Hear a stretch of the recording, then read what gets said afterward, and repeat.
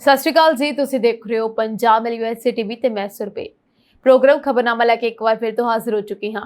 Programme ਵਿੱਚ ਸਭ ਤੋਂ ਪਹਿਲੀ ਗੱਲ ਕਰਨ ਜਾ ਰਹੇ ਹਾਂ ਅਸੀਂ ਵਿਦੇਸ਼ਾਂ ਦੀ, ਉਹਨਾਂ ਦੇਸ਼ਾਂ ਦੀ ਜਿਸ ਵਿੱਚ ਸਾਡੇ ਭਾਰਤੀ ਜਾਣ ਦੇ ਚਾਹਵਾਨ ਹੁੰਦੇ ਨੇ। ਫਿਲਹਾਲ ਤਾਂ ਭਾਰਤੀ ਹਰ ਇੱਕ ਦੇਸ਼ ਵਿੱਚ ਤੁਹਾਨੂੰ ਮਿਲ ਜਾਣਗੇ ਅਤੇ ਵਿਦੇਸ਼ਾਂ ਦੇ ਵਿੱਚ ਅਲੱਗ-ਅਲੱਗ ਮੁਲਕਾਂ ਦੀ ਨਾਗਰਿਕਤਾ ਹਾਸਲ ਕਰਨ ਦਾ ਸੁਪਨਾ ਬਹੁਤ ਸਾਰੇ ਲੋਕਾਂ ਦਾ ਹੁੰਦਾ ਹੈ। ਚਾਹੇ ਅਮਰੀਕਾ ਹੋਵੇ, ਕੈਨੇਡਾ ਹੋਵੇ, ਯੂਕੇ ਹੋਵੇ, ਆਸਟ੍ਰੇਲੀਆ ਹੋਵੇ, ਨਿਊਜ਼ੀਲੈਂਡ ਜਾਂ ਕੋਈ ਵੀ ਕੰਟਰੀ ਕਿਉਂ ਨਾ ਹੋਵੇ, ਜਿੱਥੇ ਵੀ ਨਾਗਰਿਕਤਾ ਪ੍ਰਾਪਤ ਹੁੰਦੀ ਹੈ ਉੱਥੇ ਦੀ ਨਾਗਰਿਕਤਾ ਹਾਸਲ ਕਰਨਾ ਹਰ ਇੱਕ ਪ੍ਰਵਾਸੀ ਦੀ ਇੱਛਾ ਹੁੰਦੀ ਹੈ।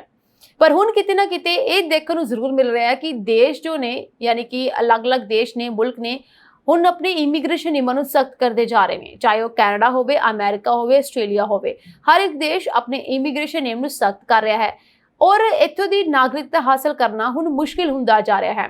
ਅਮਰੀਕਾ ਵਿੱਚ ਜੋ ਹਾਲਾਤ ਨੇ ਉਸ ਨੂੰ ਤਾਂ ਆਪਾਂ ਦੇਖ ਹੀ ਰਹੇ ਹਾਂ ਕਿ ਉੱਥੇ ਇਮੀਗ੍ਰੇਸ਼ਨ ਨਿਯਮ ਕਿੰਨੇ ਜ਼ਿਆਦਾ ਸਖਤ ਨੇ ਔਰ ਉੱਥੇ ਗ੍ਰੀਨ ਕਾਰਡ ਹਾਸਲ ਕਰਨਾ ਵੀ ਬਹੁਤ ਜ਼ਿਆਦਾ ਮੁਸ਼ਕਿਲ ਹੈ। ਫਿਲਹਾਲ ਤਾਂ ਡੋਨਲਡ ਟਰੰਪ ਵੱਲੋਂ ਕੁਝ ਖਾਸ ਆਫਰਸ ਦਿੱਤੀਆਂ ਗਈਆਂ ਨੇ, ਜਿਵੇਂ ਕਿ ਗੋਲਡਨ ਕਾਰਡ ਦੇ ਜ਼ਰੀਏ ਤੁਸੀਂ ਉੱਥੇ ਗ੍ਰੀਨ ਕਾਰਡ ਲੈ ਸਕਦੇ ਹੋ ਅਤੇ ਹੋਰ ਵੀ ਬਹੁਤ ਸਾਰੀ ਚੀਜ਼ਾਂ ਨੇ, ਪਰ ਇਸ ਨੂੰ ਵੀ ਲੈਣਾ ਬਹੁਤ ਜ਼ਿਆਦਾ ਮੁਸ਼ਕਿਲ ਹੈ ਇੱਕ ਆਮ ਪ੍ਰਵਾਸੀ ਦੇ ਲਈ। ਸੋ ਹੁਣ ਪ੍ਰਵਾਸੀਆਂ ਨੂੰ ਇੱਕ ਹੋਰ ਵੱਡਾ ਝਟਕਾ ਲੱਗਾ ਹੈ ਕਿਉਂਕਿ ਅਮਰੀਕਾ ਤੋਂ ਬਾਅਦ ਹੁਣ ਯੂਕੇ ਨੇ ਵੀ ਇੱਕ ਵੱਡਾ ਐਕਸ਼ਨ ਲੈ ਲਿਆ ਹੈ। ਜੀ ਹਾਂ, ਵਿਦੇਸ਼ਾਂ ਦੇ ਵਿੱਚ ਹੁਣ ਸੈਟਲ ਹੋਣਾ ਔਖਾ ਹੁੰਦਾ ਜਾ ਰਿਹਾ ਹੈ। ਅਮਰੀਕਾ ਤੋਂ ਬਾਅਦ ਯੂਕੇ ਨੇ ਵੀ ਇਮੀਗ੍ਰੇਸ਼ਨ ਨਿਯਮ ਸਖਤ ਕਰਨੇ ਸ਼ੁਰੂ ਕਰ ਦਿੱਤੇ ਹਨ। ਬ੍ਰਿਟੇਨ ਦੇ ਪੀਐਮ ਕੀਰ ਸਟਾਰਮਰ ਨੇ ਇਮੀਗ੍ਰੇਸ਼ਨ ਪ੍ਰਣਾਲੀ ਨੂੰ ਹੋਰ ਸਖਤ ਬਣਾ ਦਿੱਤਾ ਹੈ ਅਤੇ ਆਉਣ ਵਾਲੇ ਸਮੇਂ ਵਿੱਚ ਕਿਹਾ ਜਾ ਰਿਹਾ ਹੈ ਕਿ ਇਸ ਨੂੰ ਹੋਰ ਸਖਤ ਬਣਾ ਵੀ ਦੇਣਗੇ। ਇਹ ਨਵਾਂ ਨਿਯਮ ਗੈਰ ਕਾਨੂੰਨੀ ਤੇ ਘੱਟ ਹੁਨਰਮੰਦ ਕਾਮਿਆਂ ਦੇ ਵੀਜ਼ਿਆਂ ਵਿੱਚ ਕਟੌਤੀ ਕਰੇਗਾ। ਇਸ ਦਾ ਵੱਡਾ ਅਸਰ ਪੰਜਾਬੀਆਂ ਉੱਪਰ ਵੀ ਪਵੇਗਾ ਕਿਉਂਕਿ ਪੰਜਾਬ ਵਿੱਚੋਂ ਵੱਡੀ ਗਿਣਤੀ ਗੈਰ ਹੁਨਰਮੰਦ ਕਾਮੇ ਯੂਕੇ ਜਾਂਦੇ ਹਨ। ਦਰਅਸਲ ਵਧਦੇ ਜਨਤਕ ਗੁੱਸੇ ਤੇ ਰਿਫਾਰਮ ਪਾਰਟੀ ਦੇ ਉਭਾਰ ਕਰਕੇ ਸਰਕਾਰ ਮਾਈਗ੍ਰੇਸ਼ਨ ਨੀਤੀ ਵਿੱਚ ਵੱਡਾ ਬਦਲਾਅ ਕਰਨ ਦੀ ਤਿਆਰੀ ਕਰ ਰਹੀ ਹੈ। ਬ੍ਰਿਟਿਸ਼ ਪ੍ਰਧਾਨ ਮੰਤਰੀ ਕੀਰ ਸਟਾਰਮਰ ਵੱਲੋਂ ਸੋਮਵਾਰ ਨੂੰ ਦੇਸ਼ ਵਿੱਚ ਇਮੀਗ੍ਰੇਸ਼ਨ ਨਿਯਮਾਂ ਨੂੰ ਸਖਤ ਕਰਨ ਦੀ ਯੋਜਨਾ ਪੇਸ਼ ਕੀਤੀ ਗਈ ਹੈ। ਇਹ ਮੁੱਦਾ ਲੰਬੇ ਸਮੇਂ ਤੋਂ ਬ੍ਰਿਟਿਸ਼ ਸਰਕਾਰਾਂ ਲਈ ਇੱਕ ਚੁਣੌਤੀ ਰਿਹਾ ਹੈ। ਦੇਸ਼ ਵਿੱਚ ਪ੍ਰਵਾਸ ਨਿਯਮਾਂ ਨੂੰ ਸਖਤ ਕਰਨ ਦੀ ਮੰਗ ਉੱਠ ਰਹੀ ਹੈ। ਸਿਆਸੀ ਪਾਰਟੀਆਂ ਵੀ ਇਸ ਨੂੰ ਅਹਿਮ ਮੁੱਦਾ ਬਣਾ ਰਹੀਆਂ ਹਨ। ਦੱਸ ਦਈਏ ਕਿ ਕੀਰ ਸਟਾਰਮਰ ਦੀ ਲੇਬਰ ਪਾਰਟੀ ਨੇ ਪਿਛਲੇ ਸਾਲ ਵੱਡੀ ਜਿੱਤ ਹਾਸਲ ਕੀਤੀ ਸੀ, ਪਰ ਹੁਣ ਸਰਕਾਰ ਤੇ ਦਬਾਅ ਵਧ ਰਿਹਾ ਹੈ ਕਿਉਂਕਿ ਲੋਕ ਬਹੁਤ ਜ਼ਿਆਦਾ ਇਮੀਗ੍ਰੇਸ਼ਨ ਤੋਂ ਪਰੇਸ਼ਾਨ ਹਨ। ਉਹਨਾਂ ਦਾ ਮੰਨਣਾ ਹੈ ਕਿ ਇਸ ਨਾਲ ਜਨਤਕ ਸੇਵਾਵਾਂ ਤੇ ਬੋਝ ਵਧਿਆ ਹੈ ਤੇ ਕੁਝ ਖੇਤਰਾਂ ਵਿੱਚ ਫਿਰਕੂ ਤਣਾਅ ਵੀ ਦੇਖਿਆ ਗਿਆ ਹੈ। ਤੁਹਾਨੂੰ ਦੱਸਵਾਂ, ਇਹ ਵੀ ਦੋਸ਼ ਲਗਾਏ ਜਾ ਰਹੇ ਨੇ ਕਿ ਬਾਹਰ ਦੇ ਪ੍ਰਵਾਸੀਆਂ ਕਰਕੇ ਉੱਥੇ ਦੇ ਆਮ ਲੋਕਾਂ ਨੂੰ ਨੌਕਰੀਆਂ ਮਿਲਣ ਦੇ ਵਿੱਚ ਦਿੱਕਤਾਂ ਦਾ ਸਾਹਮਣਾ ਕਰਨਾ ਪੈ ਰਿਹਾ ਹੈ, ਯਾਨੀ ਕਿ ਲੋਕਾਂ ਨੂੰ ਨੌਕਰੀਆਂ ਨਹੀਂ ਮਿਲ ਰਹੀਆਂ ਨੇ। ਇਹ ਵੀ ਇੱਕ ਬਹੁਤ ਵੱਡੀ ਵਜ੍ਹਾ ਹੈ ਕਿ ਇਮੀਗ੍ਰੇਸ਼ਨ ਨਿਯਮ ਨੂੰ ਸਖਤ ਕੀਤਾ ਜਾਏਗਾ ਤਾਂ ਕਿ ਜੋ ਪ੍ਰਵਾਸ ਹੈ ਉਹ ਯੂਕੇ ਦੇ ਵਿੱਚ ਜੋ ਹੈ ਉਹ ਘੱਟ ਹੋ ਸਕੇ ਅਤੇ ਜੋ ਉੱਥੇ ਲੋਕ ਮੌਜੂਦ ਨੇ ਜੋ ਬੇਰੁਜ਼ਗਾਰ ਨੇ ਉਹਨਾਂ ਨੂੰ ਰੋਜ਼ਗਾਰ ਮਿਲ ਸਕੇ। ਇਸ ਮਾਮਲੇ ਦੇ ਵਿੱਚ ਸਟਾਰਮਰ ਨੇ ਕਿਹਾ ਹੈ ਕਿ ਕੰਮ, ਪਰਿਵਾਰ ਤੇ ਪੜ੍ਹਾਈ ਦੇ ਹਰ ਇਮੀਗ੍ਰੇਸ਼ਨ ਸ਼੍ਰੇਣੀ ਵਿੱਚ ਸਖਤੀ ਲਿਆਂਦੀ ਜਾਵੇਗੀ। ਉਹਨਾਂ ਨੇ ਵੀ ਕਿਹਾ ਕਿ ਕਾਨੂੰਨ ਦੀ ਪਾਲਣਾ ਯਕੀਨੀ ਬਣਾਈ ਜਾਵੇਗੀ ਤੇ ਇਮੀਗ੍ਰੇਸ਼ਨ ਦੀ ਗਿਣਤੀ ਘਟੇਗੀ। ਅਸੀਂ ਇੱਕ ਨਿਯੰਤਰਿਤ, ਚੋਣਵੀ ਤੇ ਨਿਰਪੱਖ ਪ੍ਰਣਾਲੀ ਬਣਾਵਾਂਗੇ, ਸਟਾਰਮਰ ਦਾ ਇਹ ਬਿਆਨ ਸਾਹਮਣੇ ਆਇਆ। ਇਸ ਦੇ ਨਾਲ ਹੀ ਗ੍ਰਹਿ ਮੰਤਰੀ ਯਵੇਟ ਨੇ ਇਹ ਵੀ ਕਿਹਾ ਕਿ ਸਰਕਾਰ ਹੁਣ ਕੋਈ ਨਵਾਂ ਇਮੀਗ੍ਰੇਸ਼ਨ ਟੀਚਾ ਨਿਰਧਾਰਤ ਨਹੀਂ ਕਰੇਗੀ ਕਿਉਂਕਿ ਪੁਰਾਣੇ ਟੀਚਿਆਂ ਦਾ ਵਿਸ਼ਵਾਸ ਖਤਮ ਹੋ ਗਿਆ ਹੈ। ਇਸ ਦੀ ਬਜਾਏ ਸਰਕਾਰ ਘੱਟ ਹੁਨਰਮੰਦ ਕਾਮਿਆਂ ਨੂੰ ਦਿੱਤੇ ਜਾਣ ਵਾਲੇ ਵੀਜ਼ਿਆਂ ਦੀ ਗਿਣਤੀ ਘਟਾ ਦੇਵੇਗੀ। ਉਹਨਾਂ ਨੇ ਕਿਹਾ ਕਿ 2025 ਵਿੱਚ ਅਜਿਹੇ ਵੀਜ਼ਿਆਂ ਵਿੱਚ 50,000 ਦੀ ਕਮੀ ਆਵੇਗੀ। ਤੁਹਾਨੂੰ ਦੱਸ ਦਈਏ ਕਿ ਯੂਰੋਪੀਅਨ ਯੂਨੀਅਨ ਦੀ 2004 ਵਿੱਚ ਵਿਸਥਾਰ ਹੋਇਆ ਤੇ ਬ੍ਰਿਟੇਨ ਨੇ ਤੁਰੰਤ ਨਵੇਂ ਮੈਂਬਰ ਦੇਸ਼ਾਂ ਦੇ ਲੋਕਾਂ ਲਈ ਆਪਣੇ ਦਰਵਾਜ਼ੇ ਖੋਲ੍ਹ ਦਿੱਤੇ। ਉਦੋਂ ਤੋਂ ਲੱਖਾਂ ਪ੍ਰਵਾਸੀ ਬ੍ਰਿਟੇਨ ਆਏ ਹਨ। 2016 ਦੀ ਗੱਲ ਕਰਾਂ ਤਾਂ 2016 ਦੇ ਬ੍ਰੈਗਜ਼ਿਟ ਵੋਟ ਦੇ ਪਿੱਛੇ ਵੀ ਇਮੀਗ੍ਰੇਸ਼ਨ ਇੱਕ ਵੱਡਾ ਮੁੱਦਾ ਸੀ, ਪਰ ਬ੍ਰੈਗਜ਼ਿਟ ਤੋਂ ਬਾਅਦ ਵੀ ਵੀਜ਼ਾ ਤੇ ਆਉਣ ਵਾਲੇ ਲੋਕਾਂ ਦੀ ਗਿਣਤੀ ਘੱਟ ਨਹੀਂ ਹੋਈ। ਜੇਕਰ ਅਸੀਂ ਮੌਜੂਦਾ ਸਥਿਤੀ ਬਾਰੇ ਗੱਲ ਕਰੀਏ ਤਾਂ ਜੂਨ 2024 ਤੱਕ ਸਾਲਾਨਾ ਸ਼ੁੱਧ ਇਮੀਗ੍ਰੇਸ਼ਨ ਯਾਨੀ ਕਿ ਜਾਣ ਵਾਲਿਆਂ ਨੂੰ ਘਟਾ ਕੇ 7,28,000 ਸੀਗੀ ਗਿਣਤੀ। ਇਹ ਆંકੜਾ ਪਿਛਲੇ ਸਾਲ ਦੇ ਨਾਲੋਂ 20% ਘੱਟ ਹੈ, ਪਰ ਫਿਰ ਵੀ 2010 ਵਿੱਚ ਨਿਰਧਾਰਤ 1 ਲੱਖ ਦੇ ਟੀਚੇ ਨਾਲੋਂ 7 ਗੁਣਾ ਵੱਧ ਹੈ।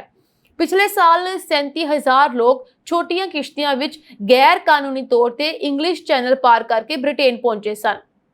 ਉਸ ਤੋਂ ਬਾਅਦ ਇਹ ਗਿਣਤੀਆਂ ਜਿਹੜੀਆਂ ਨੇ ਬ੍ਰਿਟੇਨ ਵਿੱਚ ਲਗਾਤਾਰ ਵਧਦੀਆਂ ਜਾ ਰਹੀਆਂ ਨੇ, ਪਰ ਹੁਣ ਉੱਥੇ ਇਮੀਗ੍ਰੇਸ਼ਨ ਨਿਯਮ ਸਖਤ ਕੀਤੇ ਜਾ ਰਹੇ ਨੇ। ਇਸ ਕਰਕੇ ਅਗਰ ਉੱਥੇ ਕੋਈ ਗੈਰ ਕਾਨੂੰਨੀ ਪ੍ਰਵਾਸੀ ਵੀ ਮੌਜੂਦ ਹੈ ਤੇ ਉਸ ਨੂੰ ਵੀ ਬਾਹਰ ਕੱਢ ਦਿੱਤਾ ਜਾਏਗਾ, ਡਿਪੋਰਟ ਕਰ ਦਿੱਤਾ ਜਾਏਗਾ। ਇਸ ਤੋਂ ਇਲਾਵਾ ਜੋ ਉੱਥੇ ਘੱਟ ਹੁਨਰਮੰਦ ਕਾਮੇ ਨੇ ਉਹਨਾਂ ਨੂੰ ਵੀ ਉੱਥੇ ਵੀਜ਼ੇ ਨਹੀਂ ਮਿਲ ਸਕਦੇ ਨੇ। ਇਸ ਦੇ ਨਾਲ ਤੁਹਾਨੂੰ ਖਾਸ ਗੱਲ ਦੱਸ ਦਵਾਂ ਕਿ ਉੱਥੇ ਦੀ ਨਾਗਰਿਕਤਾ ਹਾਸਲ ਕਰਨਾ ਬਹੁਤ ਮੁਸ਼ਕਿਲ ਹੈ। ਤਾਜ਼ਾ ਰਿਪੋਰਟ 'ਚ ਇਹ ਵੀ ਸਾਹਮਣੇ ਆਇਆ ਹੈ ਕਿ ਜਿੱਥੇ ਪਹਿਲਾਂ 5 ਸਾਲ ਦੀ ਮਿਆਦ ਸੀ, ਹੁਣ ਉਹ ਮਿਆਦ 10 ਸਾਲ ਵਧਾ ਦਿੱਤੀ ਗਈ ਹੈ। ਯਾਨੀ ਕਿ ਉੱਥੇ ਦੀ ਨਾਗਰਿਕਤਾ ਲਈ ਤੁਹਾਨੂੰ 10 ਸਾਲ ਦੀ ਉਡੀਕ ਕਰਨੀ ਪਵੇਗੀ। ਉਹ ਵੀ ਕੋਈ ऐसा नहीं है कि ਤੁਹਾਨੂੰ ਮਿਲ ਜਾਏ, यानी कि चांसेस नहीं है कि ਤੁਹਾਨੂੰ ਉਸਦੀ ਨਾਗਰਿਕਤਾ ਮਿਲੇਗੀ। ਫਿਲਹਾਲ ਇਸ ਲਈ ਸਭ ਤੋਂ ਪਹਿਲੀ ਤਰਜੀਹ ਦਿੱਤੀ ਜਾਏਗੀ ਡਾਕਟਰਸ ਨੂੰ, ਨਰਸ ਨੂੰ ਔਰ AI ਨਾਲ ਜੁੜੇ ਹੋਏ ਅਧਿਕਾਰੀਆਂ ਨੂੰ। ਉਹਨਾਂ ਨੂੰ ਸਭ ਤੋਂ ਪਹਿਲੀ ਤਰਜੀਹ ਦਿੱਤੀ ਜਾਏਗੀ, ਇਸ ਕਰਕੇ ਉਹਨਾਂ ਨੂੰ ਜਲਦੀ ਨਾਗਰਿਕਤਾ ਮਿਲ ਵੀ ਸਕਦੀ ਹੈ। ਇਸ ਤੋਂ ਇਲਾਵਾ ਜੋ ਘੱਟ ਹੁਨਰਮੰਦ ਨੇ ਉਹਨਾਂ ਦੇ ਵੀਜ਼ੇ ਰੱਦ ਕਰ ਦਿੱਤੇ ਜਾਣਗੇ, ਉਹਨਾਂ ਨੂੰ ਵੀਜ਼ੇ ਨਹੀਂ ਮਿਲਣਗੇ। ਤੁਹਾਨੂੰ ਦੱਸ ਦਵਾਂ ਕਿ ਸਰਕਾਰ ਨੇ ਸਾਫ਼ ਤੌਰ ਤੇ ਕਿਹਾ ਹੈ ਕਿ ਜੋ ਲੋਕ ਇੱਥੇ ਦੀ ਨਾਗਰਿਕਤਾ ਹਾਸਲ ਕਰਨਾ ਚਾਹੁੰਦੇ ਨੇ, ਯਾਨੀ UK ਦੀ ਨਾਗਰਿਕਤਾ ਹਾਸਲ ਕਰਨਾ ਚਾਹੁੰਦੇ ਨੇ, ਸਟਾਰਮਰ ਨੇ ਕਿਹਾ ਹੈ ਕਿ ਉਹਨਾਂ ਲੋਕਾਂ ਨੂੰ 10 ਸਾਲ ਇੱਥੇ ਬਿਤਾਉਣੇ ਪੈਣਗੇ। ਇਹਨਾਂ 10 ਸਾਲਾਂ ਦੇ ਵਿੱਚ ਇਹ ਦੇਖਿਆ ਜਾਏਗਾ ਕਿ ਉਹਨਾਂ ਨੇ ਕਿੰਨਾ ਕੁ ਯੋਗਦਾਨ ਸਰਕਾਰ ਦੀ ਜਾਂ ਫਿਰ ਦੇਸ਼ ਦੀ ਅਰਥ ਵਿਵਸਥਾ ਦੇ ਵਿੱਚ ਪਾਇਆ ਹੈ, किस तरीके दे नाल उत्थे रहे ने। 10 साल एक हिसाब दे उन्हां दा एक टेस्टिंग पॉइंट होएगा जिस विच उन्हां नूं चैक किया जाएगा कि वो इस देश विच रहन दे काबिल हैन कि नहीं हन। अगर तो इस दे रहन दे काबिल पाए जांदे ने ते 10 साल बाद उन्हां नूं नागरिकता मिल सकती है। यही वजह है कि इसका समा जिहड़ा वधा दिता गया है, क्योंकि देश की सुरक्षा के लिए उन्होंने कहा कदम चुकना बहुत जरूरी सी, जिवें कि अमरीकी सरकार वालों कहा जाता है। सो हुण तुहानूं खास ध्यान रखना पवेगा। इस लई इंग्लिश नूं भी लाजमी कर दिता गया किसी ना तरीके नाल।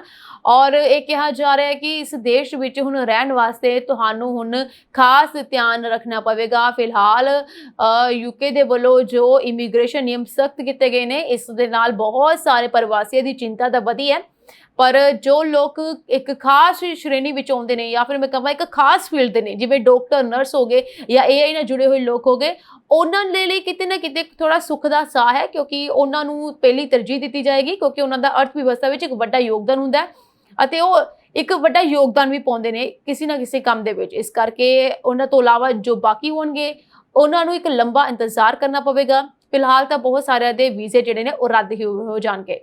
सो भारत पाकिस्तान की इत्थे गल करते हैं। जी हाँ, भारत पाकिस्तान दे विच जंगबंदी का ऐलान कर दिता गया सीगा, सीज फायर हो चुका है ਅਤੇ ਸੀਜ਼ ਫਾयर तो बाद लोगों ने चैन की नींद ली है। और इस चैन की नींद तो बाद एक बार फिर लोगों की नींद उड़ गई जदों पंजाब के कुछ जिलियां दे विच रात समय धमाके की आवाज़ आई और ड्रोन देखे गए। जी हाँ, तुहानूं दस दवां कि सोमवार रात नूं पंजाब के कुछ जिलियां दे विच पटाकियां दी या फिर धमाकियां दी आवाज़ आई है और लोगों का कहना उन्होंने वाले ड्रोन भी वेखे गए हैं। फिलहाल इस गल की हाले तक कोई पुष्टि नहीं हो पाई है कि ड्रोन पाकिस्तान तो आए सन कि नहीं आए सन ਅਤੇ ਇਹਨਾਂ ਦਾ ਕੀ कार्रवाई हुई है। इसके बाद हाले तक इस उत्ते कोई भी जानकारी सामने नहीं आई है, पर ऐसा कहा जा रहा है कि पाकिस्तान के वालों दोबारा तो ड्रोन छड्डे गए ने।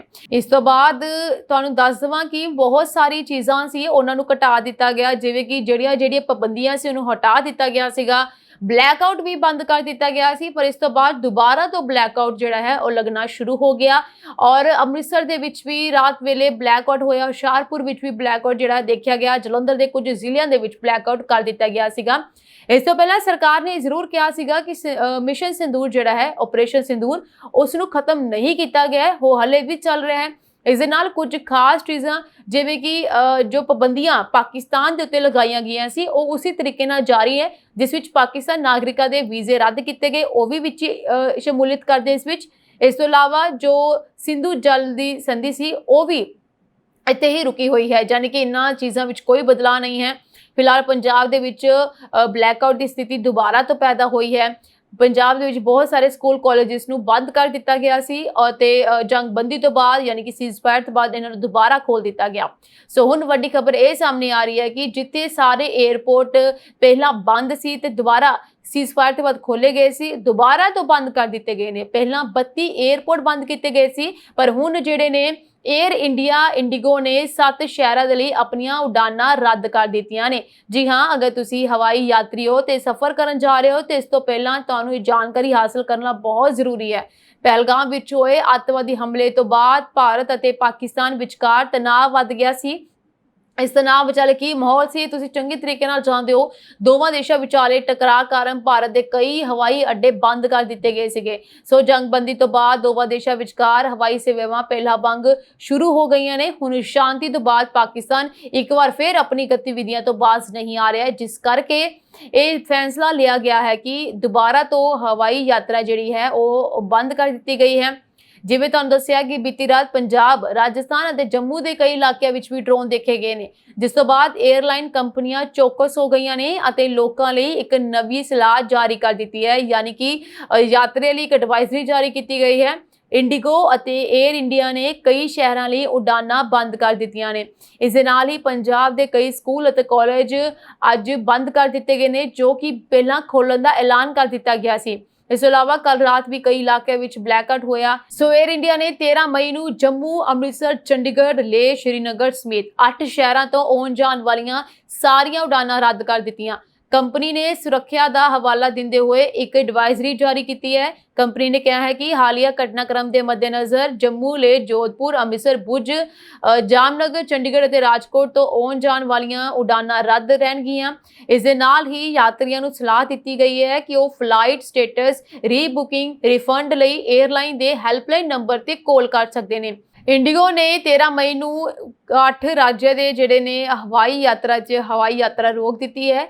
ਸੋ ਸਾਰੀਆਂ ਉਡਾਨਾਂ ਰੱਦ ਕਰ ਦਿੱਤੀਆਂ ਗਈਆਂ ਨੇ। ਸੋਸ਼ਲ ਮੀਡੀਆ ਤੇ ਇੱਕ ਪੋਸਟ ਸਾਂਝੀ ਕਰਦੇ ਹੋਏ ਕੰਪਨੀ ਨੇ ਕਿਹਾ ਕਿ ਜੋ ਹਾਲ ਹੀ ਦੇ ਵਿੱਚ ਘਟਨਾ ਹੋਈ ਹੈ ਉਸ ਦੇ ਮੱਦੇਨਜ਼ਰ ਯਾਤਰੀਆਂ ਦੀ ਸੁਰੱਖਿਆ ਲਈ ਇਹ ਐਡਵਾਈਜ਼ਰੀ ਜਿਹੜੀ ਹੈ ਜਾਰੀ ਕੀਤੀ ਗਈ ਹੈ। ਸੋ ਇਸ ਕਰਕੇ 23 ਮਈ ਨੂੰ ਇਹ ਸਾਰੀਆਂ ਉਡਾਨਾਂ ਰੱਦ ਕੀਤੀਆਂ ਗਈਆਂ ਨੇ। ਇਸ ਤੋਂ ਪਹਿਲਾਂ ਸੋਮਵਾਰ ਰਾਤ ਨੂੰ 9 ਵਜੇ ਅੰਮ੍ਰਿਤਸਰ ਵਿੱਚ ਅਚਾਨਕ ਬਲੈਕਆਊਟ ਹੋਣ ਤੋਂ ਬਾਅਦ ਦਿੱਲੀ ਹਵਾਈ ਅੱਡੇ ਤੋਂ ਅੰਮ੍ਰਿਤਸਰ ਜਾਣ ਵਾਲੀ ਇੰਡੀਗੋ ਦੀ ਇੱਕ ਉਡਾਨ ਨੂੰ ਰੂਟ ਤੋਂ ਮੋੜ ਦਿੱਤਾ ਗਿਆ ਅਤੇ ਹਵਾਈ ਅੱਡੇ ਤੇ ਵਾਪਸ ਲਿਆਂਦਾ ਗਿਆ ਸੀਗਾ। ਇਸ ਨੂੰ ਵੀ ਇਸ ਕਰਕੇ ਵਾਪਸ ਲਿਆਂਦਾ ਗਿਆ ਤਾਂ ਕਿ ਸੁਰੱਖਿਆ ਦੇ ਵਿੱਚ ਕੋਈ ਵੀ ਐਸੀ ਚੀਜ਼ ਨਾ ਹੋਵੇ, ਵਿਘਨ ਨਾ ਪਵੇ।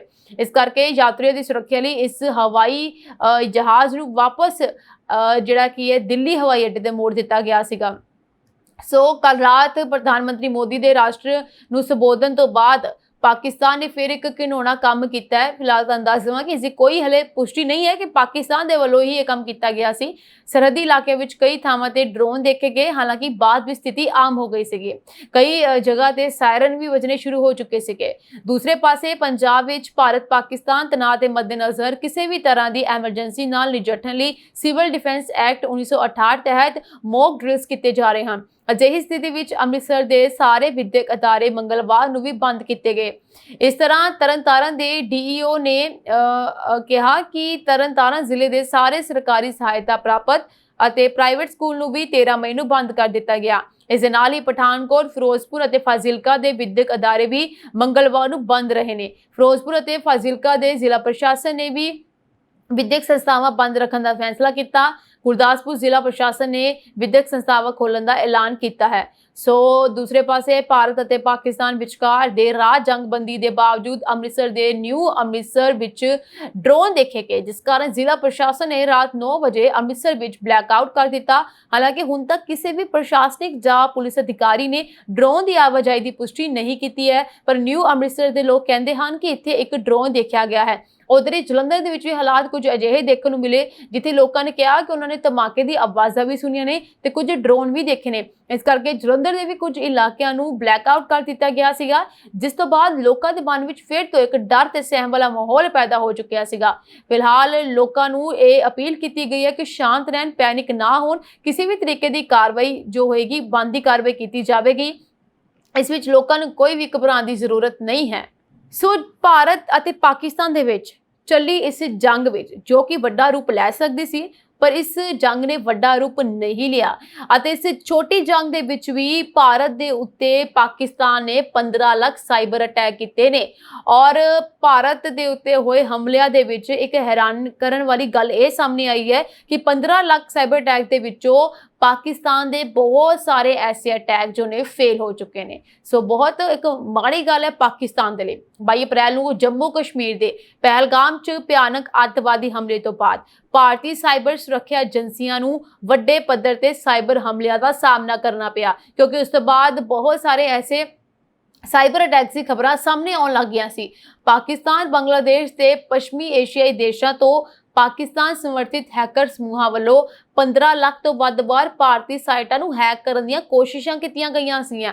ਇੰਨੀ ਵੱਡੀ ਗਿਣਤੀ ਵਿੱਚ ਹੋਏ ਸਾਈਬਰ ਹਮਲਿਆਂ ਦੇ ਬਾਵਜੂਦ ਸਿਰਫ 150 ਹਮਲੇ ਹੀ ਸਫਲ ਹੋ ਸਕੇ, ਜੋ ਭਾਰਤ ਦੇ ਵਿਕਸਿਤ ਹੋ ਰਹੇ ਡਿਜੀਟਲ ਸਿਕਿਉਰਿਟੀ ਇਨਫਰਾਸਟ੍ਰਕਚਰ ਦੀ ਤਾਕਤ ਨੂੰ ਉਜਾਗਰ ਕਰਦੇ ਹਨ। ਸੋ ਇਨ੍ਹਾਂ ਸਾਈਬਰ ਹਮਲਿਆਂ ਨੇ ਮੁੱਖ ਤੌਰ ਤੇ ਸਿਕਿਉਰਿਟੀ, ਬੈਂਕਿੰਗ, ਜਨਤਕ ਸੇਵਾਵਾਂ ਅਤੇ ਇਨਫਰਾਸਟ੍ਰਕਚਰ ਵਰਗੇ ਮਹੱਤਵਪੂਰਨ ਖੇਤਰਾਂ ਨੂੰ ਨਿਸ਼ਾਨਾ ਬਣਾਇਆ। ਵਰਤੇ ਗਏ ਤਰੀਕਿਆਂ ਵਿੱਚ phishing email, malware injection, website defacement ਅਤੇ ਡਿਸਟ੍ਰੀਬਿਊਟਿਡ ਡਿਨਾਈਲ ਆਫ ਸਰਵਿਸ ਯਾਨੀ DDoS ਹਮਲੇ ਸ਼ਾਮਲ ਸਨ। ਹਮਲਾਵਰਾਂ ਦਾ ਮੁੱਖ ਉਦੇਸ਼ ਸੈਂਸਿਟਿਵ ਡਾਟਾ ਚੋਰੀ ਕਰਨਾ ਜਾਂ ਜ਼ਰੂਰੀ ਸੇਵਾਵਾਂ ਵਿੱਚ ਵਿਘਨ ਪਾਉਣਾ ਸੀ, ਪਰ ਭਾਰਤੀ ਏਜੰਸੀਆਂ ਨੇ ਇਨ੍ਹਾਂ ਚੋਂ ਜ਼ਿਆਦਾਤਰ ਕੋਸ਼ਿਸ਼ਾਂ ਨੂੰ ਨਾਕਾਮ ਕਰ ਦਿੱਤਾ। ਭਾਰਤ ਦੀ ਸਾਈਬਰ ਸੁਰੱਖਿਆ ਦੀ ਇਸ ਸਫਲਤਾ ਦਾ ਸਿਹਰਾ ਭਾਰਤੀ ਸਾਈਬਰ ਅਪਰਾਧ ਤਾਲਮੇਲ ਕੇਂਦਰ ਅਤੇ ਹੋਰ ਰਾਸ਼ਟਰੀ ਸੁਰੱਖਿਆ ਏਜੰਸੀਆਂ ਨੂੰ ਦਿੱਤਾ ਜਾਂਦਾ ਹੈ।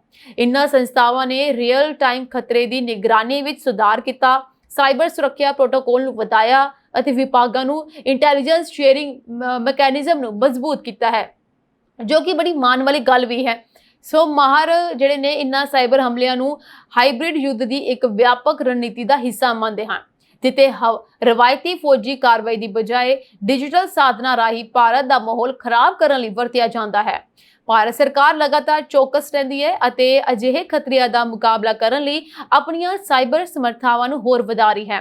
ਸੋ ਤੁਹਾਨੂੰ ਦੱਸ ਦਵਾਂ ਕਿ ਭਾਰਤ ਤੇ ਪਾਕਿਸਤਾਨ ਦੇ ਵਿੱਚ ਜੋ ਜੰਗਬੰਦੀ ਹੋਈ ਸੀ, ਉਸ ਤੋਂ ਬਾਅਦ ਇੱਕ ਹੋਰ ਐਲਾਨ ਕੀਤਾ ਗਿਆ ਸੀਗਾ ਅਤੇ ਇਹ ਕਿਹਾ ਜਾ ਰਿਹਾ ਸੀ ਪਾਕਿਸਤਾਨ ਵੱਲੋਂ ਸਾਈਬਰ ਅਟੈਕ ਕੀਤਾ ਜਾ ਰਿਹਾ ਹੈ ਤੇ ਲੋਕਾਂ ਦੇ WhatsApp ਤੇ ਇੱਕ ਮੈਸੇਜ ਆ ਰਿਹਾ ਹੈ ਜਾਂ ਫਿਰ ਲੋਕਾਂ ਨੂੰ ਫੋਨ ਕਾਲਸ ਆ ਰਹੀਆਂ ਨੇ, ਜਿਹਨੂੰ ਚੱਕਣ ਅਤੇ ਮੈਸੇਜ ਦੇ ਉੱਤੇ ਕੋਈ ਵੀ ਲਿੰਕ ਨੂੰ ਦਬਾਉਣ ਦੀ ਖਾਸ ਮਨਾ ਕੀਤਾ ਗਿਆ ਸੀਗਾ। ਇੱਕ ਫੋਟੋ ਜੋ ਸੀ WhatsApp ਤੇ ਲੋਕਾਂ ਨੂੰ ਮਿਲ ਰਹੀ ਸੀ, ਜਿਸ ਨੂੰ ਡਾਊਨਲੋਡ ਕਰਨ ਤੋਂ ਸਖਤ ਮਨਾ ਕੀਤਾ ਗਿਆ ਸੀਗਾ ਅਤੇ ਐਸੇ ਬਹੁਤ ਸਾਰੇ ਮੈਸੇजेस ਆ ਰਹੇ ਸੀ ਜਿਸ ਵਿੱਚ ਲੋਕਾਂ ਨੂੰ ਖਾਸ ਅਪੀਲ ਕੀਤੀ ਗਈ ਸੀ, ਅਗਰ ਉਹਨਾਂ ਨੂੰ ਕੋਈ ਵੀ ਐਸੀ ਫੋਨ ਕਾਲ ਜਾਂ ਫਿਰ ਕੋਈ ਵੀ ਮੈਸੇਜ ਜਾਂ ਫਿਰ ਕੋਈ ਵੀ WhatsApp ਤੇ ਐਸਾ ਮੈਸੇਜ ਪ੍ਰਾਪਤ ਹੁੰਦਾ ਹੈ ਜੋ ਉਹਨਾਂ ਨੂੰ ਖਤਰੇ ਵਾਲਾ ਲੱਗਦਾ ਹੈ ਤੇ ਉਸ ਨੂੰ ਉਹ ਲੋਕਾਂ ਨੂੰ ਬਿਲਕੁਲ ਵੀ ਨਹੀਂ ਛੇੜਨਾ ਚਾਹੀਦਾ, ਯਾਨੀ ਕਿ ਅਨਨੋਨ ਨੰਬਰ ਤੋਂ ਆਏ ਕਿਸੇ ਵੀ ਮੈਸੇਜ ਦਾ ਰਿਪਲਾਈ ਜਾਂ ਫਿਰ ਕੋਈ ਵੀ ਹਰਕਤ ਐਸੀ ਨਹੀਂ ਕਰਨੀ ਚਾਹੀਦੀ ਸੀ ਜਿਸ ਨਾਲ ਲੋਕਾਂ ਨੂੰ ਖਤਰਾ ਹੋ ਸਕਦਾ ਹੈ। ਫਿਲਹਾਲ ਲੋਕਾਂ ਨੂੰ ਪਹਿਲਾਂ ਸੁਚੇਤ ਕਰ ਦਿੱਤਾ ਗਿਆ ਸੀਗਾ, ਪਰ ਹੁਣ ਇਹ ਖਬਰ ਸਾਹਮਣੇ ਨਿਕਲ ਕੇ ਆ ਰਹੀ ਹੈ ਕਿ 15 ਲੱਖ ਤੋਂ ਬਾਅਦ ਸਾਈਬਰ ਅਟੈਕ ਕੀਤਾ ਗਿਆ ਹੈ, ਜੋ ਕਿ ਛੋਟਾ ਮੋਟਾ ਅੰਕੜਾ ਨਹੀਂ ਹੈ। ਸੋ ਇਸ ਗੱਲ ਤੋਂ ਅੰਦਾਜ਼ਾ ਲਗਾਇਆ ਜਾ ਸਕਦਾ ਹੈ ਕਿ ਕਿੰਨਾ ਜ਼ਿਆਦਾ ਵੱਡਾ ਸਾਈਬਰ ਅਟੈਕ ਕੀਤਾ ਗਿਆ ਸੀ, ਜਿਸ ਦਾ ਅੰਕੜਾ 15 ਲੱਖ ਸੀਗਾ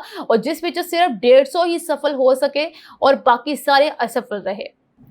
ਦੁਨੀਆ ਵਿੱਚ ਚਾਹੇ ਜਿਹੜਾ ਮਰਜ਼ੀ ਯੁੱਧ ਹੋਵੇ, ਉਸ ਨੂੰ ਲੈ ਕੇ ਲੋਕਾਂ ਦੀ ਅਸਲ ਜਿਹੜੀ ਵਿਸ਼ਵਾਸ ਰਹਿੰਦਾ ਉਹ ਰਹਿੰਦਾ ਭਵਿੱਖਬਾਣੀਆਂ ਉੱਤੇ, ਕਿਉਂਕਿ ਸਾਡੇ ਦੁਨੀਆ ਦੇ ਵਿੱਚ ਐਸੇ ਬਹੁਤ ਸਾਰੇ ਭਵਿੱਖਬਾਣੀ ਕਰਨ ਵਾਲੇ ਹਨ ਜਿਨ੍ਹਾਂ ਦੀ ਭਵਿੱਖਬਾਣੀਆਂ ਤੇ ਵਿਸ਼ਵਾਸ ਕੀਤਾ ਜਾਂਦਾ ਹੈ ਤੇ ਉਹਨਾਂ ਦੇ ਵਿੱਚ ਇੱਕ ਸ਼ਾਮਲ ਹੈ ਨਾਮ, ਉਹ ਹੈ ਜੀ ਬਾਬਾ ਵੇਂਗਾ ਦਾ। ਜੀ ਹਾਂ, ਬੁਲਗਾਰੀਆ ਦੇ ਮਸ਼ਹੂਰ ਪੈਗੰਬਰ ਬਾਬਾ ਵੇਂਗਾ ਦੀਆਂ ਭਵਿੱਖਬਾਣੀਆਂ ਸਮੇਂ-ਸਮੇਂ ਤੇ ਸੁਰਖੀਆਂ ਬਣੀਆਂ ਰਹੀਆਂ ਹਨ।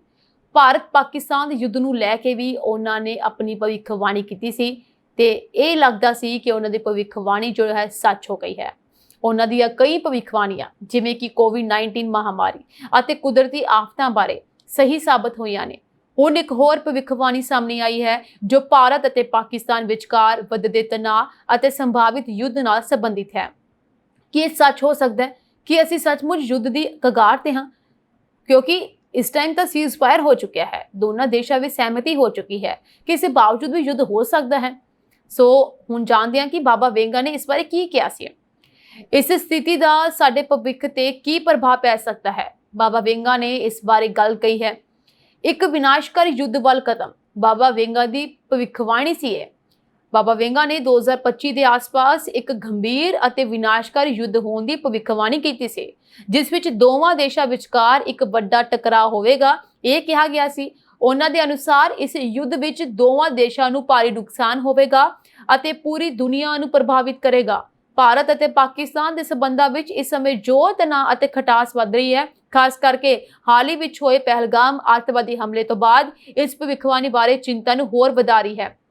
यानी कि एग्जैक्ट ये नहीं दसिया गया कि भारत और पाकिस्तान का युद्ध होगा, पर बाबा वेंगा की भविष्यवाणी ये जरूर कह रही है कि 2025 में दो देशों के विचकार एक भयानक युद्ध होने वाला है, जिस विच दोनों देशों में भारी नुकसान हो सकता है। सो इस समय युद्ध की जो हालात है वो भारत पाकिस्तान के ही बने हुए हैं, क्योंकि दोनों के विच युद्ध जो सी शुरू होने वाला सी, पर सीज फायर करके ये युद्ध रुक गया है। ਦੋਨਾਂ ਦੇਸ਼ਾਂ ਵਿੱਚ ਜੰਗਬੰਦੀ ਦਾ ਐਲਾਨ ਕਰ ਦਿੱਤਾ ਗਿਆ, ਪਰ ਇਸ ਦੇ ਬਾਵਜੂਦ ਵੀ ਇੱਕ ਡਰ ਮਨ ਵਿੱਚ ਬੈਠਾ ਹੋਇਆ ਹੈ ਕਿ ਦੁਬਾਰਾ ਤੋਂ ਇਹ ਜੰਗ ਸ਼ੁਰੂ ਨਾ ਹੋ ਜਾਵੇ। ਖਾਸ ਤੌਰ ਤੇ ਬਾਬਾ ਵਿੰਗਾ ਦੀ ਭਵਿੱਖਬਾਣੀ ਜੋ ਇਹ ਕਹਿ ਰਹੀ ਹੈ ਕਿ ਦੋਨਾਂ ਦੇਸ਼ਾਂ ਵਿੱਚ ਵੱਡਾ ਟਕਰਾਅ ਹੋਣ ਵਾਲਾ ਹੈ। ਸੋ ਹੁਣ ਸੋਚਣ ਵਾਲੀ ਗੱਲ ਇਹ ਹੈ ਕਿ ਅਸੀਂ ਸੱਚਮੁੱਚ ਇੱਕ ਵਿਨਾਸ਼ਕਾਰੀ ਯੁੱਧ ਦੀ ਕਗਾਰ ਤੇ ਹਾਂ ਕਿ ਪਹਿਲਗਾਮ ਹਮਲਾ ਜੰਗ ਦਾ ਪੂਰਵਗਾਮੀ ਸੀਗਾ। ਸੋ ਪਹਿਲਗਾਮ ਵਿੱਚ ਹੋਏ ਅੱਤਵਾਦੀ ਹਮਲੇ ਤੋਂ ਬਾਅਦ ਦੋਵਾਂ ਦੇਸ਼ਾਂ ਵਿਚਕਾਰ ਤਣਾਅ ਹੋਰ ਵੱਧ ਗਿਆ ਹੈ। ਭਾਰਤ ਨੇ ਪਾਕਿਸਤਾਨ ਵਿਰੁੱਧ ਸਖਤ ਕਦਮ ਚੁੱਕੇ ਅਤੇ ਇਸ ਨਾਲ ਸਥਿਤੀ ਹੋਰ ਗੰਭੀਰ ਹੋ ਗਈ ਹੈ। ਮੀਡੀਆ ਰਿਪੋਰਟਾਂ ਦੇ ਅਨੁਸਾਰ 6 ਸਾਲ ਪਹਿਲਾਂ ਇੱਕ ਅਧਿਐਨ ਵਿੱਚ ਭਵਿੱਖਬਾਣੀ ਕੀਤੀ ਗਈ ਸੀ ਕਿ ਭਾਰਤ ਅਤੇ ਪਾਕਿਸਤਾਨ ਵਿਚਕਾਰ ਜੰਗ ਹੋ ਸਕਦੀ ਹੈ। ਹੁਣ ਪਹਿਲਗਾਮ ਹਮਲੇ ਤੋਂ ਬਾਅਦ ਇਹ ਸੰਭਾਵਨਾ ਹੋਰ ਵੀ ਮਜ਼ਬੂਤ ਹੁੰਦੀ ਜਾ ਰਹੀ ਹੈ, ਕਿਉਂਕਿ ਜੰਗ ਦੀ ਸਥਿਤੀ ਬਣਨ ਦੇ ਯਾਨੀ ਕਿ ਪਰਮਾਣੂ ਜੰਗ ਜਿਹੜਾ ਹੈ ਸ਼ੁਰੂ ਹੋਣ ਵਾਲਾ ਹੀ ਸੀ। ਇਸ ਦੀ ਸੰਭਾਵਨਾ ਵੀ ਬਣ ਚੁੱਕੀ ਸੀ ਕਿ ਇਸ ਤੋਂ ਪਹਿਲਾਂ ਹੀ ਜਿਹੜਾ ਹੈ ਜੰਗ ਰੁਕ ਗਿਆ ਹੈ। ਫਿਲਹਾਲ ਇਹ ਆਪਰੇਸ਼ਨ ਸਿੰਦੂਰ ਜੋ ਭਾਰਤ ਵੱਲੋਂ ਚਲਾਇਆ ਗਿਆ ਹਲੇ ਰੁਕਿਆ ਨਹੀਂ ਹੈ, ਯਾਨੀ ਕਿ ਫੌਜੀ ਜੋ ਤਾਕਤਾਂ ਨੇ ਹਲੇ ਪਿੱਛੇ ਨਹੀਂ ਹਟੀਆਂ। ਫੌਜ ਹਲੇ ਵੀ ਬਾਰਡਰ ਤੇ ਤੈਨਾਤ ਹੈ, ਕਿਉਂਕਿ ਪਾਕਿਸਤਾਨ ਦੇ ਉੱਤੇ ਭਰੋਸਾ ਕਰਨਾ ਬਿਲਕੁਲ ਵੀ ਸਹੀ ਨਹੀਂ ਹੈ। ਸੋ ਹਾਲਾਂਕਿ ਦੋਵਾਂ ਦੇਸ਼ਾਂ ਵਿਚਕਾਰ ਜੰਗ ਨੂੰ ਲੈ ਕੇ ਅਜੇ ਵੀ ਕੁਝ ਸਥਿਰਤਾ ਦੀ ਉਮੀਦ ਹੈ, ਪਰ ਪਾਕਿਸਤਾਨ ਦੀਆਂ ਲਗਾਤਾਰ ਨਾਪਾਕ ਕਾਰਵਾਈਆਂ ਅਤੇ ਬਿਆਨਬਾਜ਼ੀ ਨੇ ਸਥਿਤੀ ਨੂੰ ਹੋਰ ਵੀ ਨਾਜ਼ੁਕ ਬਣਾ ਦਿੱਤਾ ਸੀ। ਕੁਝ ਮਾਹਰਾਂ ਦਾ ਮੰਨਣਾ ਹੈ ਕਿ ਜੰਗ ਦੀ ਸਥਿਤੀ ਵਿੱਚ ਪਰਮਾਣੂ ਹਥਿਆਰਾਂ ਦੀ ਵਰਤੋਂ ਕੀਤੀ ਜਾ ਸਕਦੀ ਹੈ, ਜਿਸ ਦੇ ਵਿਨਾਸ਼ਕਾਰੀ ਨਤੀਜੇ ਨਿਕਲ ਸਕਦੇ ਹਨ। ਜੇਕਰ ਭਾਰਤ ਅਤੇ ਪਾਕਿਸਤਾਨ ਵਿਚਕਾਰ ਪਰਮਾਣੂ ਯੁੱਧ ਹੁੰਦਾ ਹੈ ਤਾਂ ਇਸ ਦਾ ਅਨੁਮਾਨਿਤ ਪ੍ਰਭਾਵ ਜਾਨ ਵਾਲ ਤੇ ਬਹੁਤ ਜ਼ਿਆਦਾ ਨੁਕਸਾਨ ਦੇ ਰੂਪ ਵਿੱਚ ਆ ਸਕਦਾ ਹੈ। ਤੁਸੀਂ ਅੰਦਾਜ਼ਾ ਨਹੀਂ ਲਗਾ ਸਕਦੇ ਕਿ ਕਿੰਨੇ ਜ਼ਿਆਦਾ ਮਾਸੂਮ ਲੋਕਾਂ ਦੀ ਇਸ ਵਿੱਚ ਜਾਨ ਜਾ ਸਕਦੀ ਹੈ। ਫਿਲਹਾਲ ਡੋਨਾਲਡ ਟਰੰਪ ਵੱਲੋਂ ਇਸ ਯੁੱਧ ਨੂੰ ਰੁਕਵਾਇਆ ਗਿਆ ਹੈ। ਉਹਨਾਂ ਨੇ ਇਹ ਸਹਿਰਾ ਆਪਣੇ ਸਿਰ ਤੇ ਲਿਆ ਹੈ। ਉਹਨਾਂ ਨੇ ਕਿਹਾ ਉਹਨਾਂ ਨੇ ਜੰਗਬੰਦੀ ਕਰਵਾ ਕੇ ਲੱਖਾਂ ਲੋਕਾਂ ਦੀ ਜਾਨ ਬਚਾਈ ਹੈ ਤੇ ਡੋਨਾਲਡ ਟਰੰਪ ਵੱਲੋਂ ਇਹ ਕਿਹਾ ਗਿਆ ਹੈ ਕਿ ਜੋ ਵੀ ਕੋਈ ਮਸਲਾ ਹੋਵੇਗਾ ਉਸ ਦਾ ਹੱਲ ਕੱਢਿਆ ਜਾਏਗਾ। ਸੋ ਬਹੁਤ ਸਾਰੀਆਂ ਵਿਨਾਸ਼ਕਾਰੀ ਸਥਿਤੀਆਂ ਪੈਦਾ ਹੋ ਸਕਦੀਆਂ ਨੇ ਜੇਕਰ ਭਾਰਤ ਅਤੇ ਪਾਕਿਸਤਾਨ ਵਿਚਕਾਰ ਪਰਮਾਣੂ ਯੁੱਧ ਸ਼ੁਰੂ ਹੁੰਦਾ ਹੈ ਤਾਂ ਇਹ ਅਨੁਮਾਨ ਲਗਾਇਆ ਜਾਂਦਾ ਹੈ ਕਿ ਲੱਖਾਂ ਲੋਕ ਆਪਣੀਆਂ ਜਾਨਾਂ ਗਵਾ ਸਕਦੇ ਹਨ। ਇੱਕ ਖੋਜ ਅਨੁਸਾਰ ਜੇਕਰ ਭਾਰਤ 100 ਅਤੇ ਪਾਕਿਸਤਾਨ 150 ਪਰਮਾਣੂ ਹਥਿਆਰਾਂ ਦੀ ਵਰਤੋਂ ਕਰਦਾ ਹੈ ਤਾਂ ਲਗਭਗ 50 ਤੋਂ 150 ਮਿਲੀਅਨ ਲੋਕ ਮਾਰੇ ਜਾ ਸਕਦੇ ਹਨ। ਇਸ ਤੋਂ ਬਾਅਦ ਪੂਰੀ ਦੁਨੀਆ ਵਿੱਚ ਭੁੱਖਮਰੀ, ਕੁਦਰਤੀ ਆਫਤਾਂ ਅਤੇ ਵਾਤਾਵਰਣ ਸੰਕਟ ਵਰਗੇ ਗੰਭੀਰ ਸੰਕਟ ਪੈਦਾ ਹੋ ਸਕਦੇ ਨੇ, ਜਿਸ ਤੋਂ ਬਾਅਦ ਸਥਿਤੀ ਬਹੁਤ ਜ਼ਿਆਦਾ ਖਰਾਬ ਹੋ ਸਕਦੀ ਹੈ। ਸੋ ਐਸੀ ਭਵਿੱਖਬਾਣੀਆਂ ਜੋ ਕਿ ਮਨ 'ਚ ਡਰ ਤਾਂ ਪੈਦਾ ਕਰਦੀਆਂ ਨੇ, ਪਰ ਕਿਤੇ ਨਾ ਕਿਤੇ ਕਈ ਵਾਰ ਐਸੇ ਸਵਾਲ ਮਨ ਵਿੱਚ ਪੈਦਾ ਹੋ ਜਾਂਦੇ ਨੇ ਕਿ ਕਿਤੇ ਐਸਾ ਨਾ ਹੋ ਜਾਏ, ਕਿਉਂਕਿ ਬਾਬਾ ਵਿੰਗਾ ਦੀਆਂ ਆਲਮੋਸਟ ਕਈ ਸਾਰੀ ਭਵਿੱਖਬਾਣੀਆਂ ਸੱਚ ਹੋਈਆਂ ਨੇ। ਪਰ ਇਸ ਭਵਿੱਖਬਾਣੀ ਨੂੰ ਲੈ ਕੇ ਹੁਣ ਇੱਕ ਚਿੰਤਾ ਬਣੀ ਹੋਈ ਹੈ ਕਿ ਉਹ ਜਿਹੜੇ ਦੋ ਦੇਸ਼ ਨੇ ਕਿਤੇ ਭਾਰਤ ਅਤੇ ਪਾਕਿਸਤਾਨ ਤਾਂ ਨਹੀਂ ਹੈ। ਫਿਲਹਾਲ ਤੁਹਾਨੂੰ ਦੱਸਾਂ ਕਿ ਇਸ ਤੋਂ ਪਹਿਲਾਂ ਇਜ਼ਰਾਈਲ ਹੋ ਗਿਆ ਤੇ ਰੂਸ ਹੋ ਗਿਆ ਜਾਂ ਫਿਰ ਯੂਕਰੇਨ ਹੋ ਗਿਆ, ਇਹਨਾਂ ਸਭ ਦੇ ਵਿੱਚ ਆਪਸ ਜੰਗ ਚੱਲ ਰਿਹਾ ਹੈ, ਜਿਨ੍ਹਾਂ ਵਿੱਚ ਜੰਗਬੰਦੀ ਦਾ ਕੋਈ ਵੀ ਇੱਕ ਜੋ ਭਰੋਸਾ ਨਹੀਂ ਦੇਖਿਆ ਜਾ ਰਿਹਾ। ਫਿਲਹਾਲ ਹੁਣ रूस ने जाके जंगबंदी ਲਈ ਸਹਿਮਤੀ ਜੋ ਹੈ ਪ੍ਰਗਟਾਈ। ਉਹਨਾਂ ਨੇ ਕਿਹਾ ਹੈ ਕਿ ਇਸ ਬਾਰੇ ਗੱਲਬਾਤ ਕਰਨੀ ਚਾਹੀਦੀ ਹੈ, ਜੰਗਬੰਦੀ ਹੋਣੀ ਚਾਹੀਦੀ ਹੈ। ਪਰ ਹੁਣ ਇਸ ਗੱਲ ਦੀ ਕੋਈ ਪੁਸ਼ਟੀ ਨਹੀਂ ਹੈ ਕਿ ਜਿਸ ਯੁੱਧ ਬਾਰੇ ਬਾਬਾ ਵਿੰਗਾ ਨੇ ਕਿਹਾ ਹੈ ਉਹ ਸਿਰਫ ਭਾਰਤ ਅਤੇ ਪਾਕਿਸਤਾਨ ਵਿਚਕਾਰ ਹੋਏਗਾ। ਇਹ ਇਸ ਉੱਤੇ ਤਾਂ ਕਿਹਾ ਜਾ ਰਿਹਾ ਹੈ ਕਿਉਂਕਿ ਇਸ ਵੇਲੇ ਜੋ ਤਣਾਅ ਬਣਿਆ ਹੋਇਆ ਹੈ ਦੋਨਾਂ ਦੇਸ਼ਾਂ ਵਿੱਚ ਹੀ ਪੈਦਾ ਹੋਇਆ ਹੈ, ਦੋਨਾਂ ਦੇਸ਼ਾਂ ਦੇ ਵਿੱਚ ਹੀ ਜਿਹੜੀ ਜੰਗ ਦੀ ਸਥਿਤੀ ਬਣੀ ਹੋਈ ਹੈ। ਇਸ ਕਰਕੇ ਹੀ ਇਹ ਗੱਲ ਕਹੀ ਜਾ ਰਹੀ ਹੈ ਕਿ ਸ਼ਾਇਦ ਇਹ ਦੇਸ਼ ਜੋ ਨੇ ਜੋ ਪਰਮਾਣੂ ਹਥਿਆਰਾਂ ਨਾਲ ਹਮਲਾ ਕਰ ਸਕਦੇ ਨੇ ਉਹ ਭਾਰਤ ਪਾਕਿਸਤਾਨ ਹੋ ਸਕਦੇ ਨੇ, ਕਿਉਂਕਿ ਭਾਰਤ ਅਤੇ ਪਾਕਿਸਤਾਨ ਵੱਲੋਂ ਪਰਮਾਣੂ ਬੰਬ ਚਲਾਉਣ ਦੀ ਧਮਕੀਆਂ ਵੀ ਦਿੱਤੀਆਂ ਗਈਆਂ ਸੀ ਜਿਸ ਵੇਲੇ ਇਹ ਜੰਗ ਸ਼ੁਰੂ ਹੋਈ ਸੀਗੀ। ਸੋ ਆਉਣ ਵਾਲੇ ਸਮੇਂ ਵਿੱਚ ਕੀ ਕੁਝ ਹੋ ਸਕਦਾ ਹੈ ਇਹ ਕੋਈ ਨਹੀਂ ਜਾਣਦਾ। ਇਹ ਭਵਿੱਖਬਾਣੀਆਂ ਜਸਟ ਇੱਕ ਅਨੁਮਾਨ ਹੁੰਦੀਆਂ ਨੇ ਔਰ ਇਸ ਅਨੁਮਾਨ ਨੂੰ ਕਿੰਨਾ ਸਹੀ ਕਰਨਾ ਹੈ ਕਿੰਨਾ ਗਲਤ ਸਾਬਿਤ ਕਰਨਾ ਇਹ ਤਾਂ ਆਮ ਲੋਕਾਂ ਦੇ ਵਿੱਚ ਹੁੰਦਾ ਹੈ, ਕਿਉਂਕਿ ਬਹੁਤ ਸਾਰੇ ਲੋਕ ਇਹਨਾਂ ਭਵਿੱਖਬਾਣੀਆਂ ਨੂੰ ਸੱਚ ਮੰਨਣਾ ਸ਼ੁਰੂ ਕਰ ਦਿੰਦੇ ਨੇ ਅਤੇ ਇਸ ਨੂੰ ਸੱਚ ਮੰਨਦੇ ਹੀ ਕਈ ਵਾਰ ਆਪਣੀ ਜ਼ਿੰਦਗੀ ਦੇ ਫੈਸਲੇ ਲੈਂਦੇ ਨੇ। ਪਰ ਕੁਝ ਲੋਕ ਸਮਝਦਾਰੀ ਦਿਖਾਉਂਦੇ ਨੇ ਅਤੇ ਇਹਨਾਂ ਭਵਿੱਖਬਾਣੀਆਂ ਨੂੰ ਜਸਟ ਇੱਕ ਅਨੁਮਾਨ ਦੇ ਤੌਰ ਤੇ ਛੱਡ ਦਿੰਦੇ ਨੇ, ਇਗਨੋਰ ਕਰ ਦਿੰਦੇ ਨੇ। ਫਿਲਹਾਲ ਅਸੀਂ ਨਹੀਂ ਚਾਹੁੰਦੇ ਕਿ ਦੁਨੀਆ ਦੇ ਵਿੱਚ ਕਿਸੇ ਤਰੀਕੇ ਦੀ ਵੀ ਜੰਗ ਲੱਗੇ ਅਤੇ ਇੰਨੇ ਸਾਰੇ ਲੋਕਾਂ ਦੀ ਮੌਤ ਹੋ ਜਾਏ ਜੋ ਮਾਸੂਮ ਲੋਕ ਹੈ ਆਪਣੀ ਜਾਨ ਗਵਾ ਦੇਣ, ਕਿਉਂਕਿ ਯੂਕਰੇਨ ਦਾ ਯੁੱਧ ਨੂੰ ਆਪਾਂ ਦੇਖ ਚੁੱਕੇ ਹਾਂ ਜਿਸ ਵਿੱਚ ਲੱਖਾਂ ਦੀ ਗਿਣਤੀ ਵਿੱਚ ਮਾਸੂਮ ਲੋਕਾਂ ਨੇ ਆਪਣੀ ਜਾਨ ਗਵਾਈ ਹੈ। ਸੋ ਇਸ ਤਰੀਕੇ ਦਾ ਹੋਰ ਯੁੱਧ ਦੇਸ਼ ਜਾਂ ਦੁਨੀਆ ਵਿੱਚ ਨਹੀਂ ਹੋਣਾ ਚਾਹੀਦਾ, ਕਿਉਂਕਿ ਹਰ ਇੱਕ ਦੇਸ਼ ਵਿੱਚ ਸ਼ਾਂਤੀ ਹੋਵੇ ਜਾਂ ਹਰ ਕੋਈ ਮਿਲ ਜੁਲ ਕੇ ਰਹੇ, ਇਹੀ ਅਸੀਂ ਕਾਮਨਾ ਕਰਦੇ ਹਾਂ। ਸੋ ਅੱਜ ਦੇ ਪ੍ਰੋਗਰਾਮ ਖਬਰਨਾਮਾ ਦੇ ਵਿੱਚ ਫਿਲਹਾਲ ਇੰਨਾ ਹੀ। ਅਗਲੇ ਪ੍ਰੋਗਰਾਮ ਵਿੱਚ ਮੈਂ ਫਿਰ ਤੋਂ ਹਾਜ਼ਰ ਹੋਵਾਂਗੀ ਇੱਕ ਨਵੇਂ ਅਪਡੇਟਸ ਦੇ ਨਾਲ, ਨਵੀਆਂ ਖਬਰਾਂ ਦੇ ਨਾਲ। ਤੁਸੀਂ ਬਨੇ ਰਹੋ ਜੀ ਸਾਡੇ ਚੈਨਲ ਪੰਜਾਬ ਮਿਲ USA TV ਦੇ ਨਾਲ। ਮੈਨੂੰ ਦੋ ਜੀ ਆ ਗਿਆ। ਤੁਹਾਡੇ ਸਭ ਦਾ ਬਹੁਤ ਬਹੁਤ ਧੰਨਵਾਦ।